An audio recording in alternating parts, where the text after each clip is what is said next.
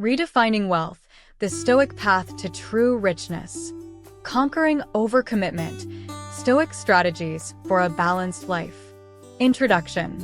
Hello friends, and welcome to today's video on dealing with overcommitment by learning the power of saying no, guided by the timeless wisdom of Stoic philosophy. In our fast-paced modern lives, many of us struggle with taking on too many tasks, obligations, and responsibilities. We overcommit our time and energy, often driven by societal pressures, fear of missing out, or an inability to set boundaries. This can lead to immense stress, burnout, and a poor quality of life. The ancient Stoics, those great thinkers from ancient Greece and Rome, had much to say on this topic that still resonates today. They taught the importance of focusing solely on what is within our control, living with virtue and integrity, and cultivating self-discipline. This video will explore invaluable Stoic strategies to help you break free from the shackles of overcommitment. You will learn to prioritize your obligations, align them with your core values, and confidently say no to excessive demands on your time and energy. We'll hear wisdom from Stoic masters like Seneca, Epictetus, and Marcus Aurelius on separating the essential from the non-essential. Their teachings will guide us in living with greater intention, balance, and peace of mind. So stay tuned as we embark on this journey of Stoic self-empowerment. Even if the concepts initially seem challenging, I'm confident that their simplicity and practicality will become evident through relatable examples from our daily lives. By the end, you'll possess powerful mental tools to reclaim your time, energy, and autonomy. Let's begin. Chapter 1. Understanding overcommitment. To overcome something, we must first understand it. Let's start by examining what overcommitment looks like in our daily lives. Overcommitment refers to taking on more tasks, obligations, and responsibilities than one can reasonably manage within one's available time and resources. It's when our plates become too full, leaving us spread thin and struggling to give our best in any area of life. The signs are often clear: a constant feeling of being rushed, overwhelmed, or behind schedule, neglecting self-care activities like exercise, quality sleep, and nutrition, strained relationships due to a lack of presence, and ultimately, increased stress, anxiety, and burnout.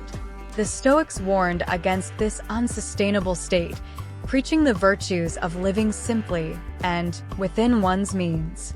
As Seneca said, "Set aside a certain number of days during which you shall be content with the scantiest and cheapest fare, with coarse and rough dress, saying to yourself the while, 'Is this the condition that I feared?'"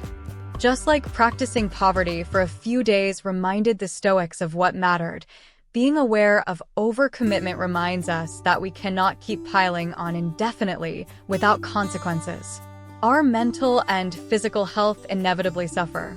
Yet overcommitment persists as we chase an endless loop of productivity, people-pleasing, and the fear of missing opportunities. We commit to too many work projects, family obligations, social engagements, and personal development pursuits, trying to have and do it all. But the Stoics would urge us to pause, go inward, and reflect with self-honesty on whether those outward commitments serve our highest good and values. Seneca cautioned, "Most powerful is he who has himself in his own power."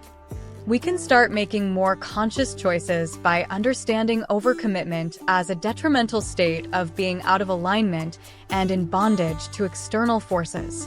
This awareness is the essential first step. The modern world moves relentlessly, constantly demanding our time and energy. We are inundated with opportunities for career advancement, social status, intellectual growth, and myriad other pursuits that seem important or even essential. The fear of missing out or falling behind can compel us to say yes to everything, piling commitment upon commitment. Yet the harsh reality is that we are merely human beings with finite resources. Our attention, energy, and willpower are limited despite our ambitions or determination. When we overextend ourselves, something inevitably suffers. Our health may decline due to poor dietary habits, lack of sleep, and exercise. Our key relationships become strained due to constant distraction and absence. Our work performance may falter as we rush through tasks in an agitated state. Or it may be our inner well-being that gets sacrificed as we have no time for solitude, contemplation, or simply being in the present moment. The Stoics recognize the folly of such overindulgence in externals and commitments at the expense of our core selves. Epictetus admonished, "Wealth consists not in having great possessions, but in having few wants." By wanting and craving less from the external world, we free ourselves from the relentless striving and burden of overcommitment. Marcus Aurelius echoed this sentiment, writing, "It is not so much what your circumstances are as how you turn them to advantage."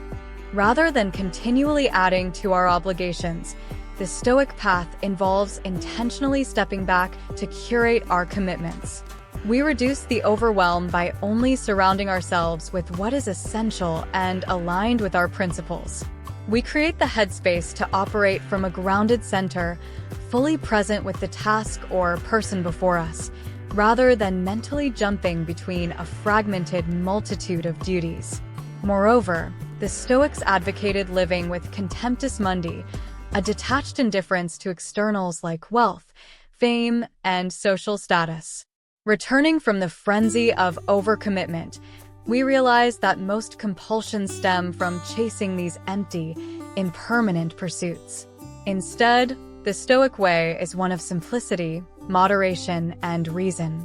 We strip away the inessentials to focus our limited time and energy on what truly matters according to our values and principles. This is the path to tranquility and inner freedom amidst the chaos and overstimulation of modern life. So, as we initiate this journey of overcoming overcommitment, the first critical step is cultivating lucid awareness around the issue and its root causes. Only when we understand overcommitment as detrimental can we start making mindful adjustments to live with greater intention and alignment.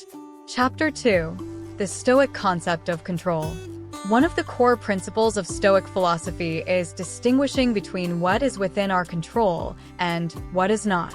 The ancient Stoics believed that much of human anxiety and suffering arises from worrying about or trying to control things that are ultimately out of our hands. As the Roman philosopher Seneca famously stated, "We suffer more often in imagination than in reality." We needlessly torment ourselves when we become preoccupied with hypothetical scenarios, external circumstances beyond our influence, or other people's behavior. How does this apply to the challenge of overcommitment? The Stoics would have us carefully evaluate which of our numerous commitments, tasks, and obligations truly fall under our reasoned choice and voluntary action. These are the only things we have complete control over. Workplace demands from an employer, family obligations to loved ones, prior promises made. Many commitments can feel inescapable or forced upon us from the outside.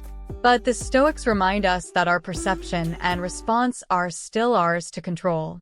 We reduce overwhelm by separating the commitments we can realistically manage through our discipline and effort from those imposed by external forces. We reframe our perspective, focusing energy where it will move the needle rather than struggling against what we cannot change. For example, while we may not control specific duties at work, we can control our mindset, efficiency in executing them, and ability to communicate boundaries. With loved ones, we cannot control their expectations, but can guide conversations respecting mutual needs. The Stoic path does not question every commitment, but distinguishes what we embrace by choice and alignment with our core values and principles. This discernment over what we actualize in reality, rather than agonizing over ideals, leads to a liberated, empowered way of being. As Epictetus taught, The essence of philosophy is that of distinguishing what is yours from what isn't yours. Overcoming overcommitment begins by reclaiming ownership of what is ours to control. This dichotomy between what is up to us versus what is not forms the bedrock of Stoic thinking. The Stoics believed that while we cannot control external events, we can control our internal responses and judgments about them. Our minds act as the subjective lens through which we interpret the objective reality before us. Marcus Aurelius exemplified this perspective, writing, "The universe is change. Our life is what our thoughts make it." Two people can face the same event, a work setback, family conflict, or any other external circumstance, yet their internal experience and ability to respond productively will differ based on their judgment of the situation. The person focused on factors outside their control, like coworkers' unfair criticism or a loved one's insensitive behavior, will be pulled into anxiety, anger, and victimhood. However, one who reorients toward their actions and mindset remains grounded in personal agency and wisdom. We free up immense mental and emotional bandwidth by relinquishing the compulsion to control the uncontrollable. We stop flailing against currents stronger than ourselves and instead focus that energy on adjusting our sails within the conditions before us. This is the path to overcoming overwhelm by overcommitment. Rather than lamenting all the tasks piled on our plates and burning out trying to do the impossible, we get honest about our sphere of influence. Like subtracting everything beyond the scope of the essential, it brings clarity. Epictetus urged, "Make the best use of what is in your power, and take the rest as it happens." With discernment over our actual zone of control, we can prioritize accordingly. We uphold chosen commitments that align with our core virtues and values while making peace by letting go of the rest. Obligations to an employer are negotiable based on open dialogue around mutual interests. Promises to friends and family can be reevaluated against reasoned principles about what is genuinely healthy for those bonds. Even past commitments made in haste can be re-examined with courage. The Stoics did not advocate flaking on responsibilities, but brought our highest rationality to what we would take on. By shedding inessential burdens, we create breathing room to give our entire presence and excellence to each remaining duty for ourselves and others. There is immense liberation in no longer spreading oneself thin, but centering energy on manageable areas of direct influence. This level of intentionality nurtures our ability to make skilled, ethical choices both in the planning phase and amidst life's inevitable changes and curveballs. Ultimately, the Stoics viewed life as loaning temporary circumstances for us to practice wisdom and virtue. We cannot ultimately control whether those circumstances align with all our preferences, but we can fully control our use of reason, courage, humanity, and self-discipline. With them, we gain immense power by distinguishing the arena where our will and actions govern from the domain ruled by external factors, not power over the world, but sovereignty over our own conduct and inner state, the only things that were ever ours to begin with. This reclamation of control within our sphere opens the path to overcoming the delirium of overcommitment. Chapter 3. Prioritizing your commitments. Once we've distinguished which commitments are realistically within our control, the next crucial step is prioritizing them. Seneca wisely stated, "It is not that we have a short time to live, but that we waste a lot of it." The Stoics understood that while our time on earth is finite, we often squander it on trivial pursuits that don't align with our deepest values and aspirations. Overcommitment frequently results from saying yes to too many inessential tasks and obligations. But how do we determine what's truly essential? The Stoics would have us regularly reflect on our core virtues, life philosophies, and highest priority goals, then critically analyze whether our current commitments harmonize with those guiding principles. One practical approach is using the Eisenhower matrix to categorize commitments into urgent and important. Not urgent but important. urgent but not important. Neither urgent nor important. The Stoics would focus intently on the crucial commitments, those advancing our virtues and life's purpose. Urgent, trivial matters could be delegated or discontinued entirely. Alternatively, we can use the ABC method, labeling commitments as A for essential, B for nice to do if time allows, and C for superfluous time wasters to discard. Stoics aimed for an A life. The key is developing a customized prioritization system that empowers you to live with intentionality. As Epictetus taught, first say to yourself what you would be, and then do what you have to do. Life pulls us in many directions, but checking in frequently, reevaluating against our deepest life callings, and bravely cutting out the excess creates space to give our entire presence to what matters most. As Marcus Aurelius reminded, think of what a precious privilege it is to be alive, to breathe, to think, to enjoy, to love. Prioritizing strengthens our ability to live with that appreciation. Truly, the ancient Stoics were relentless in pursuing living according to reason and virtue. They saw themselves as crafters, deliberate sculptors who chiseled away at the inessential aspects of life to reveal their most authentic selves underneath. This meant frequently returning to first principles, clarifying their core values, then meticulously aligning their daily actions and future commitments with those lodestars.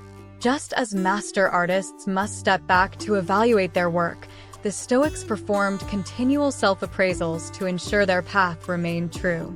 For Stoics such as Seneca and Marcus Aurelius, virtues such as wisdom, justice, courage, and temperance were their primary focus. They viewed any commitment that did not ultimately serve the embodiment and expansion of those virtues as relatively insignificant.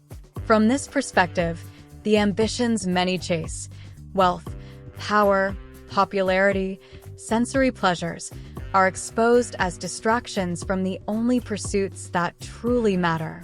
As Seneca wrote, "No man has ever become rich by addition, only by subtraction of his cravings."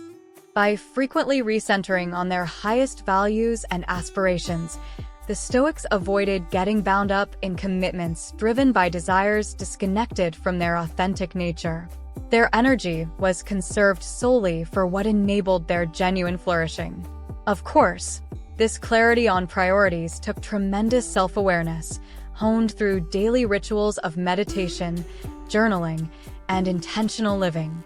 The Stoics worked diligently to understand themselves, their judgment biases, ego, fears, societal conditioning, etc. That insight made their motivations for various roles and responsibilities more evident. They evaluated each potential commitment through the lens of personal truth and wisdom. Would this serve their growth in virtue or merely indulge temporary whims? Could they engage with focus and full presence, or would they inevitably be half-hearted? Did it align with their ultimate purpose on earth or generate busyness? This level of discernment allowed Stoics to cut through the noise of social pressure and perceived obligations. They could respectfully say no to solicitations that, while perhaps urgent or flashy on the surface, failed to pass the litmus test of serving their highest aims. Furthermore, the Stoics recognized that maintaining perspective on life's bigger picture was critical to wise prioritization. Epictetus cautioned, "Don't demand that things happen as you wish, but wish that they happen as they do happen, and you will go on well." So, even as diligent prioritizers, the Stoics stayed flexible amidst life's inevitable curveballs and setbacks. They avoided staking their identity or purpose on any single commitment, knowing only that change is constant. This outlook empowered them to reprioritize gracefully when circumstances shifted. Ultimately, prioritizing our commitments comes down to continually realigning our time, energy, and life force toward our highest ideals and raison d'etre. It's a never-ending practice of self-understanding, bravely offloading excess baggage, and intentionally fashioning a life devoted to cultivating wisdom and excellence of character. Stoic exemplars demonstrated that lives of meaning, virtue, and tranquility flow from ruthless prioritization. All else is mere noise in service of nothing. Chapter 4: The Power of Saying No. With a clear understanding of our highest priority commitments, we must develop the fortitude to say no to the non-essentials that threaten to overload us.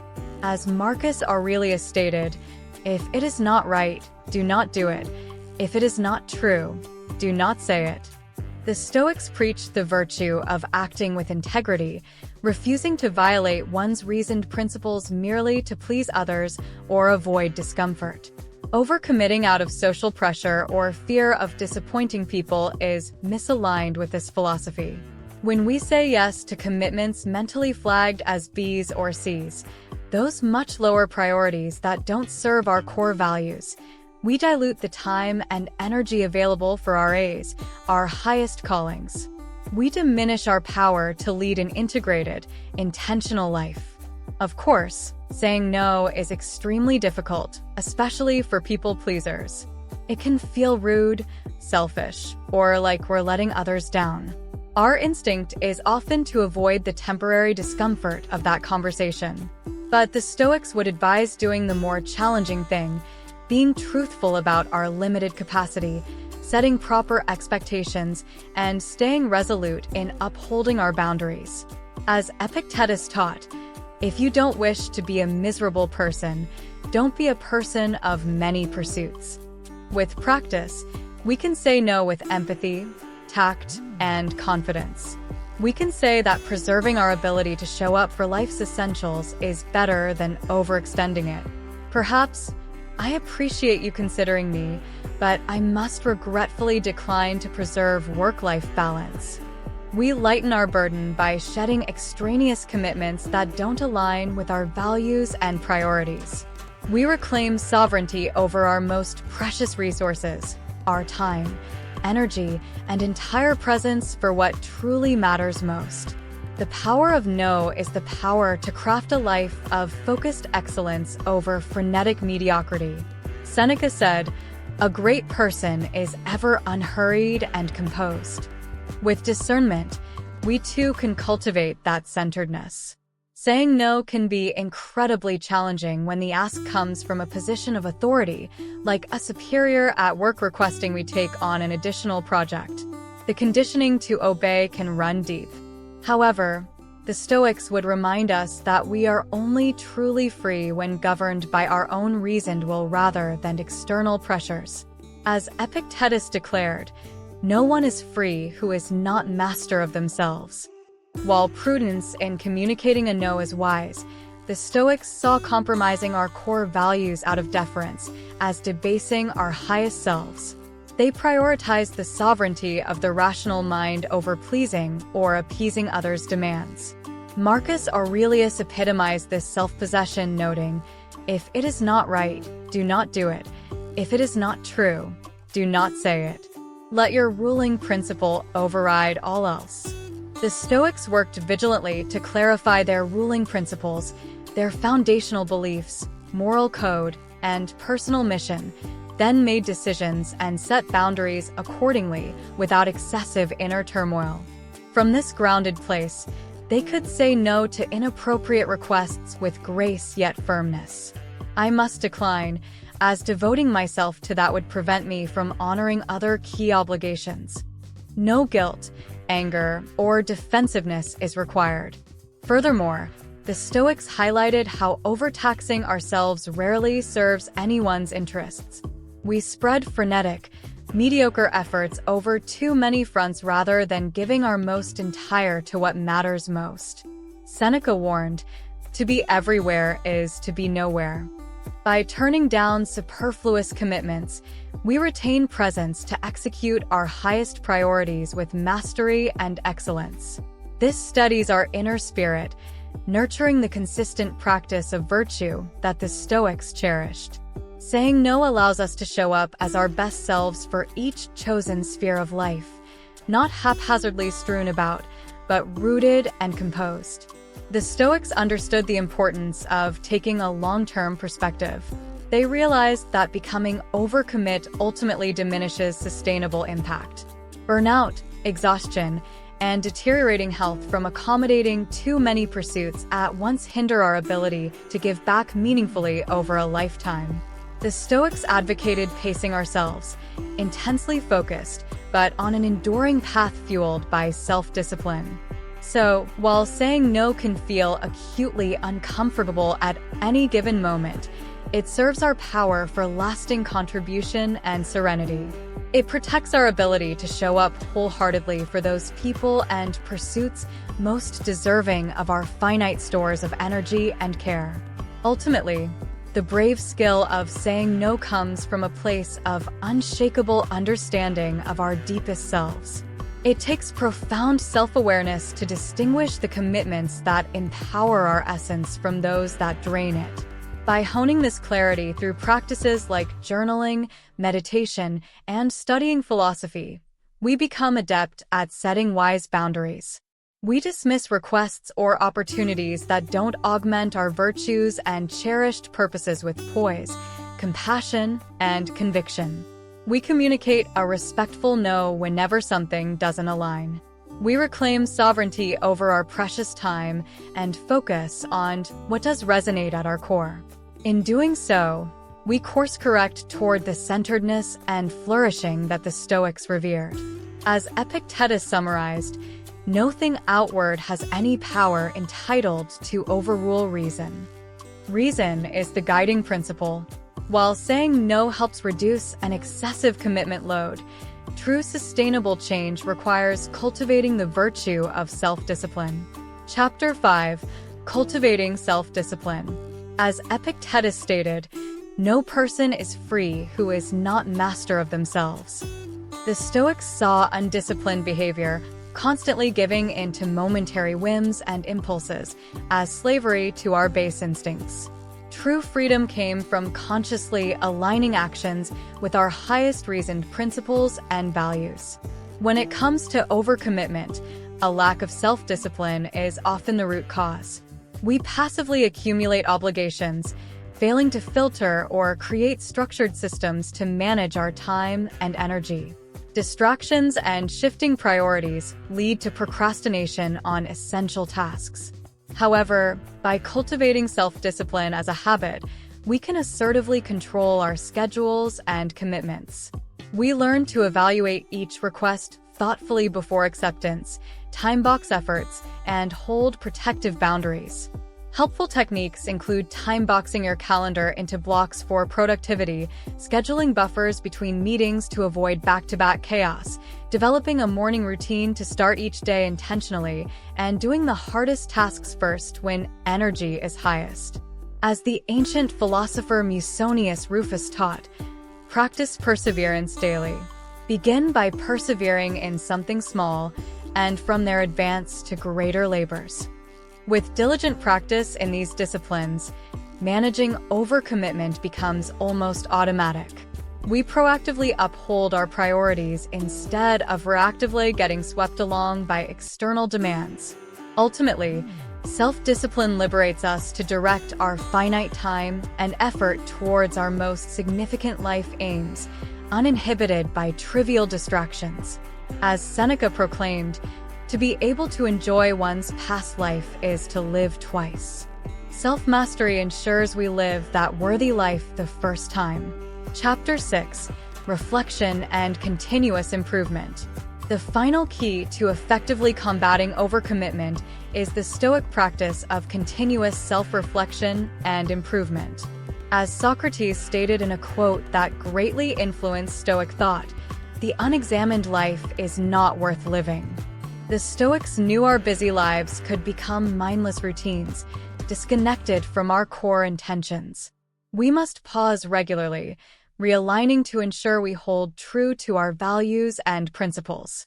Without pausing to reflect, we risk drifting into overcommitment, disconnected from our highest values and callings. This is why techniques like nightly journaling, twice-yearly retreats, examining one's progress, and daily meditation checking in with our inner guidance were vital. These practices created space to assess whether our current commitments were worthwhile investments, honestly. For example, a weekly review may reveal a commitment such as attending neighborhood association meetings, which feels mandatory yet brings little fulfillment. This signals an opportunity to reevaluate and consider discontinuing it. Alternatively, a personal goal to learn a new language may have fallen by the wayside due to overwork. With intentional reflection, we're reminded to course-correct by protecting time for that commitment. The Stoics saw life as continually striving towards our ideals while adapting to changing conditions. Regularly revisiting our reservations of time and effort, with courageous honesty about what must go or stay, prevents stagnation and overcommitment creep. Seneca advised, "There is nothing the busy person is less in control of than their own life." But through diligent self-examination and realignment, we steer ourselves toward our highest aims. Overcoming overcommitment is an ongoing practice of distinguishing essentials, setting boundaries, and honoring our limited human capacities. Yet that path ultimately leads to living coherently at our maximum potential in service of what matters most. Chapter 7, Conclusion. In this video, we've explored a range of influential Stoic philosophies and practices for overcoming the modern-day affliction of overcommitment. We began by understanding what overcommitment looks and feels like, that constant state of being rushed, overwhelmed, and out of balance. The Stoics wisely warned that such excessive busyness leads to burnout, strained relationships, and a life that is not fully lived. We learn the central Stoic principle of control, which involves carefully identifying which commitments are within our reasoned choice to manage and which are imposed by external forces. It's about focusing our energy where we can make a difference rather than struggling against what we cannot change. We then examined ways to prioritize our highest value commitments, ensuring we devote our precious time and effort to what advances our most profound virtues and life philosophies. Tactics like the Eisenhower Matrix and ABC method provide frameworks for discernment over urgencies. Crucially, we embrace the courage to say no, refusing additional commitments that don't align with those rigorously defined priorities. While challenging, upholding this boundary honors our integrity and creates space to give our entire presence to what matters most. To make it all sustainable, we discuss the Stoic virtue of self-discipline, developing habits and routines that turn prioritization and boundary setting into an almost automatic practice. We become conscious directors of our time, not passive recipients of others' demands. Finally, we explored the importance of continuous self-reflection to identify commitment misalignments and make adjustments. The unexamined life of overcommitment drifts, disconnected from our highest values and callings. By embodying all these Stoic teachings, we reclaim sovereignty over our life force, our limited time, energy, and attentional resources. We overcome being overwhelmed, rediscover balance, and live with coherence as our highest, most authentic selves. I encourage you to start implementing these philosophies today. It may feel uncomfortable at first, as any growth process is, but have faith that with diligent practice, the simplicity and power of the Stoic path will become apparent through your own lived experience. You'll begin savoring exquisite moments currently buried under commitment clutter. You'll experience a resounding sense of ownership over your daily existence, and ultimately, you'll live more intentionally, free to direct your finite human life towards your biggest dreams and highest ideals. Please share your journey of applying this wisdom in the comments below. Let's create a community of accountability and mutual encouragement as modern Stoics overcome overcommitment. If this message resonated with you, please like this video and subscribe for more philosophical perspectives on thriving amid our hectic modern world. I'll continue bringing lessons from the ancient Stoics and other wisdom traditions to light a brighter path forward. Thank you for watching, And here's to living a life of focused excellence and tranquility.